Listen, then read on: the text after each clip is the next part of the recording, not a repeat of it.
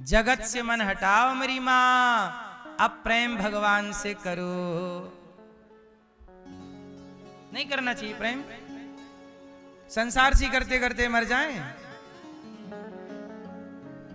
प्रहलाद जी ने भगवान से प्रेम किया तो उनके प्रेम के बल पर खंबे से आ गए। आपका प्रेम होगा सच्चा तो भगवान आपके लिए क्यों ना आएंगे। हाँ, प्रहलाद पर कृपा की। एक बार हाथी ने बोला, हाथी का पांव मगर ने पकड़ लिया।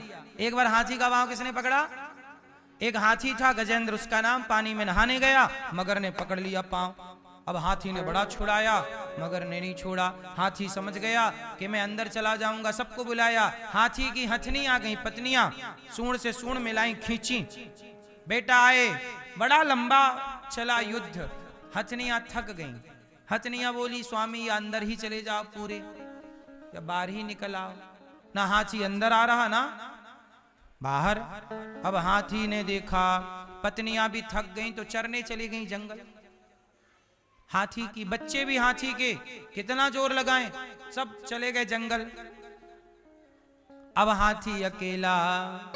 तब हाथी ने पुकारा, ओम नमो भगवते तस्मै यद एतच्चिदात्मकं पुरुषायादि बीजाय परेशाया विधीमहि। हे प्रभु, जिस परिवार के लिए मैं आपको भूला बैठा था, आज मेरा संकट आया तो मेरा परिवार छोड़ के चला गया। हे नाथ मेरी रक्षा कीजिए, मैं संकट में हूं। हाथी ने, ये कौन बोल रहा है? हाथी।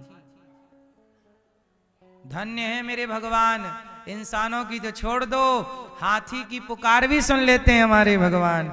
ऐसे दयालु राम हैं, ऐसे दयालु भगवान। उनको भुला के आप किसे पुकार रहे हो? हाथी ने सबको बुलाया। जब आपके पास माल होगा ना तो सब लोग सुनेंगे। आराम के साथी क्या क्या।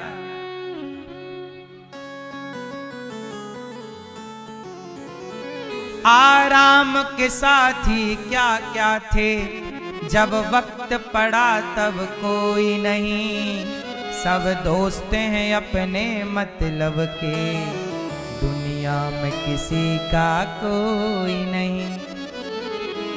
जब पैसा हमारे पास में था, तब दोस्त हमारे लाखों थे। अब वक्त पड़ा है मुश्किल का, तब पूछने वाला कोई नहीं। ये दुनिया सुख के सब साथी, दुख में न कोई। मेरे राम तेरा नाम एक साचा, दूजा न कोई।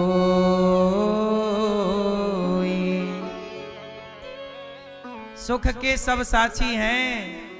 हाँ, जीवन आनी जानी छाया, झूठी माया झूठी काया। फिर काहे को सारी उमरिया, फिर काहे को सारी उमरिया।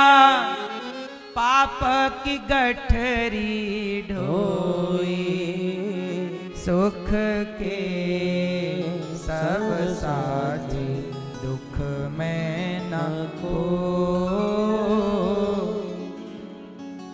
ना कुछ तेरा ना कुछ मेरा, ये जग जोगी वाला फेरा।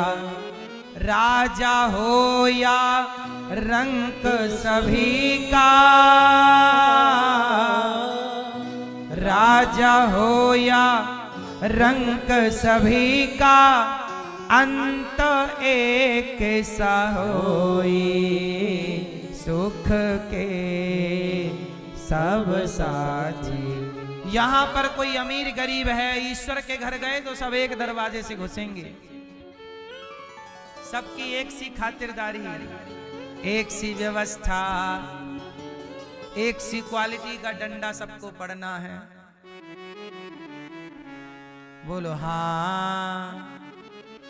बाहर की तू माटी फाके, मन के भीतर क्यों ना झाके। उजले तन पर मान किया और मन की मैल ना धोई। सुख के सब साथी, दुख में ना कोई। मेरे राम, मेरे राम।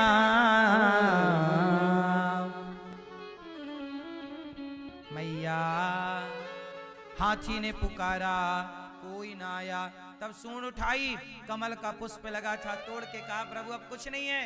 पुष्प समर्पित किया, भगवान श्री हरि प्रकट हो गए, भगवान विष्णु। और हाथी के लिए उसे निकाला। मगर निकला तो मगर का सिर सुदर्शन चक्र से खंडित किया, और हाथी के लिए भगवान ने हरि अवतार धारण किया। बोलिए हरि भगवान की।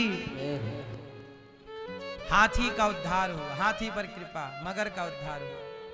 यह हाथी पिछले जन्म में एक राजा था, जिसे श्राप मिला था, शाप मिला, और जिसके कारण आज गजेंद्र जो है द्रवण देश के राजा इंद्रद्युम्न थे पूर्व जन्म में। अगस्त मुनि के शाप के कारण इनकी ये हालत हुई, हाथी बनना पड़ा, संत का अपमान किया। आज भगवान के द्वारा मुक्ति मिली। भगवान हाथी की पुकार भी सुनते हैं, इसलिए रोज कहा करो प्रभु हम आपके, आप हमारे। हे नाथ मैं आपको कभी भूलू नहीं। बोलो हे नाथ मैं आपको कभी भूलू नहीं। एक बार समुद्र मंथन हुआ। समुद्र मंथन पर भगवान ने धनवंतरी कश्यप मोहिनी 3 अवतार लिए और देवताओं को अमृत पिलाया, राक्षस वंचित रह गए। एक बार राजा बलि यज्ञ कर रहे थे, 100वां यज्ञ। तब भगवान यज्ञ को रोकने के लिए, क्योंकि 100 यज्ञ जो कर लेगा वो इंद्र बनेगा, तो जो इंद्र पहले से है वो व्यवस्था बिगड़ जाएगी, तुम्हें बाद में इंद्र बनाएंगे, इसलिए बाद में बना। अब वो मान नहीं रहे थे राजा बलि मैं अभी बनूंगा। तब उनके यज्ञ को रोकने के लिए वामन भगवान आए और राजा बलि से 3 पग भूमि की याचना की, भिक्षाम देहि। राजा बोले क्या चाहते हैं? 3 पग भूमि। अरे ज्यादा ले लो। नहीं नहीं नहीं 3 हो जाएगा। ठीक है। दुर्वासा इनके गुरु शुक्राचार्य जी ने रोका, रुको रुको बलि, ये वामन नहीं 53 है, ये विष्णु है, छलिया बन के आया। राजा बलि बोले कि प्रभु जिन भगवान से सारी दुनिया हाथ पसारे मांगती है, आज वो भगवान मेरे द्वार पे मांगने आया है, मैं दूंगा तो जरूर। क्या चाहिए? 3 पग भूमि। ठीक है। भगवान बोले मैं अपने पग से नापूंगा। हाँ हाँ आपके तो 5 छोटे छोटे।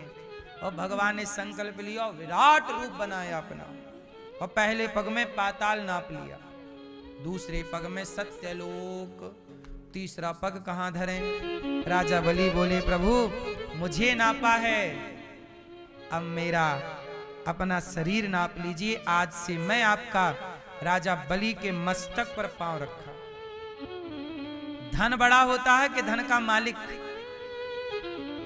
मालिक का भी तो महत्व है, मालिक से ही तो धन है। बोलो हाँ। अरे आपके धन में इतनी, आपका धन आपसे बड़ा नहीं है, आप होंगे तो ऐसे कई बार ऐसे धन बना सकते हैं। बोलो हाँ। इसलिए आप बड़े हैं, आपका धन बड़ा, इसलिए अभी तक मेरा धन नापा प्रभु, अब मुझे नापो। तीसरा पग राजा बलि के मस्तक पर रखा। वामन भगवान बोले राजन मैं तुझे छलने आया, तूने तो मुझे ही छल लिया, मांग कुछ मांग। राजा बलि बोले प्रभु मैं आपका ये दर्शन करता रहूं और कुछ नहीं चाहिए। राजा बलि को पाताल का राजा बनाए और भगवान द्वारपाल बन के बैठ गए। लक्ष्मी जी बोली अभी तक भगवान आए नहीं। नारद जी बोले उन्होंने तो काम शुरू कर लिया, गार्ड की नौकरी मिल गई है। राजा बलि के द्वारपाल बन गए। लक्ष्मी जी बोली राम राम राम। आए, भगवान को देखा द्वार पे खड़े। लक्ष्मी जी बोली प्रभु यहाँ क्यों आ गए? भगवान बोले मैं बिक गया। किसने खरीदा? राजा बलि के प्रेम ने, समर्पण ने मुझे खरीद लिया है लक्ष्मी जी, अब मैं यहां से नहीं जाऊंगा। भगवान भक्त के यहां काम कर रहे, राजा बलि के यहां कौन काम कर रहा है? भगवान। क्यों बिक गए? प्रेम में बिक जाते हैं ये भगवान, इसलिए भगवान बिकते हैं। आप बिकते हो? आप बिकाऊ हो?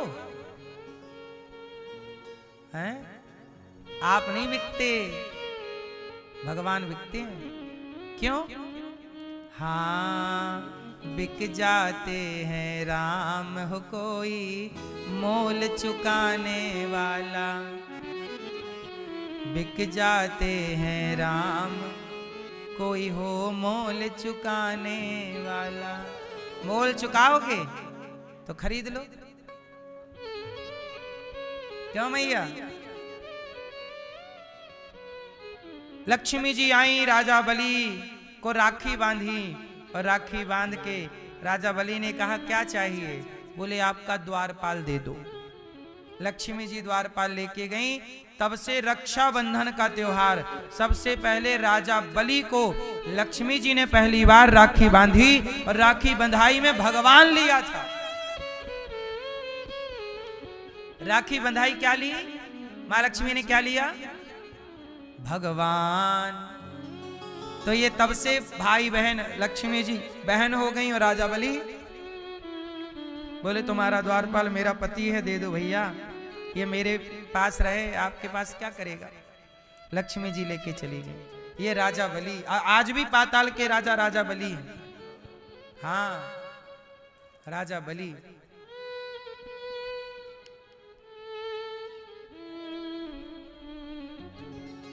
राजा बलि पर भगवान ने कृपा की। एक बार भगवान ने मत्स्य अवतार, मछली का अवतार लिया और सत्यव्रत नाम के राजा पर कृपा की और इन्होंने सब कुछ बचाया है। फिर हयग्रीव दैत्य को मत्स्य बन करके भगवान ने मारा और वेदों की रचना की। इसके बाद भगवान नारायण के पुत्र ब्रह्मा, ब्रह्मा जी से मरीचि, उनके फिर कश्यप, कश्यप से इनके वंश में आगे चल के राजा नभग, नभग के नाभाग अम्बरीश, जिन्होंने एकादशी का व्रत किया। अम्बरीशो महाभागा सप्तद्वीपवती मही। बड़े राजा हैं अम्बरीश, आज इन पर कृपा हुई, एकादशी का व्रत इन्होंने किया। इन्हीं के वंश में राजा सगर, असमंजस, अंशुमान, दिलीप, भगीरथ, जिन्होंने गंगा जी को प्रकट किया। बोलिए गंगा मैया की। फिर इन्हीं के वंश में हुए हैं खटवांग, दीर्घबाहु, रघु, अज, फिर दशरथ जी। दशरथ जी के 4 संतान हुई। दशरथ जी के कितने पुत्र हुए? एक बेटी हुई। दशरथ जी की एक बेटी और 4 पुत्र, एक पुत्री। राम जी की बहन का नाम क्या है? राम जी की एक बहन भी है, शांता नाम है। राम जी की बहन का नाम क्या है? शांता। श्रृंगी ऋषि से विवाह हुआ था शांता जी का। दशरथ जी के एक मित्र थे रोमपाद, उनके कोई संतान नहीं थी, तो दशरथ जी ने अपनी बेटी दान कर दी थी अपने मित्र को, रोमपाद जी को। फिर उनकी बेटी का विवाह श्रृंगी ऋषि से हुआ। उन श्रृंगी ऋषि से, जिनके यज्ञ करने से दशरथ जी के यहाँ 4 पुत्रों की प्राप्ति हुई। तो इस तरह से दशरथ जी का बुढ़ापा आ गया, पुत्र नहीं थे, यज्ञ कराया। यज्ञ भगवान ने खीर दी, खीर तीनों रानियां खाती हैं और इनके यहाँ चैत्र का पावन महीना और कृष्ण शुक्ल पक्ष की पावन नवमी तिथि दिन के ठीक 12 बजे भगवान भय प्रगट कृपाला दीन दयाला कौशल्या हितकारी हर्षित महतारी मुनि मन अद्भुत रूप विचारी।